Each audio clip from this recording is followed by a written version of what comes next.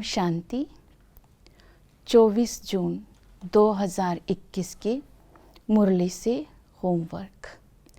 24 जून मम्मा की स्मृति दिलाता है, तो आज मम्मा डे है। तो मीठी मम्मा की विशेषता आज याद आ रही है। मम्मा का श्रेष्ठ स्वरूप और श्रेष्ठ स्थिति के द्वारा मम्मा हर आत्मा को अपनी अलौकिकता का अनुभव कराती थी। मम्मा नॉलेजफुल भी थी, पावरफुल भी थी। नॉलेजफुल और पावरफुल होने के कारण वो साधारण होते हुए भी सबके बीच में असाधारण नज़र आती थी। और मम्मा की विशेषता थी, मम्मा अंतर्मुखी होकर बाह्य मुक्ता में आती थी। तो अपनी पावरफुल दृष्टि से और वृत्ति से कैसी भी वृत्ति वाली आत्मा सामने आ जाए, उनकी वृत्तियों को परिवर्तन कर देती थी। तो इन विशेषताओं की प्रेरणा आज हम भी मम्मा से लेते हैं। हम भी इन बातों को जीवन में धारण करेंगे।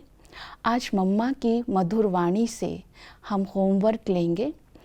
आज मम्मा ने एक गीत छोड़ दे जग के नाते, इस गीत के ऊपर ही बहुत सारी धारणा की बातें बताई हैं कि हमने जग को नहीं छोड़ना है, संबंधों को नहीं छोड़ना है और कर्म को नहीं छोड़ना है। लेकिन जो हमारे कर्म बंधन बन गए हैं, जो हम जीवन मुक्त थे, जीवन बंध में आ गए हैं, तो बाबा हमें जीवन बंध से छुड़ाने आए हैं। तो जीवन बंध को छोड़ने की युक्तियाँ मम्मा ने बताई है। पहली युक्ति है ट्रस्टी होकर रहो। बाबा ने कहा मेरे इस अंतिम जन्म में मेरे होकर रहो और सब कुछ ट्रस्टी होकर संभालो। तो इस तरह देह आज चेक करेंगे, देह के संबंधों में रहते हम कितना न्यारापन का अनुभव करते हैं, अर्थात कितना अलौकिकता का अनुभव करते हैं। मम्मा की माँ भी मम्मा के साथ रहती थी, लेकिन संबंधों में इतनी अलौकिकता थी कि मम्मा की माँ भी मम्मा को मम्मा बोलती थी, वो भी बेटी नहीं बोलती थी। ये था परिवर्तन लौकिकता का अलौकिकता में।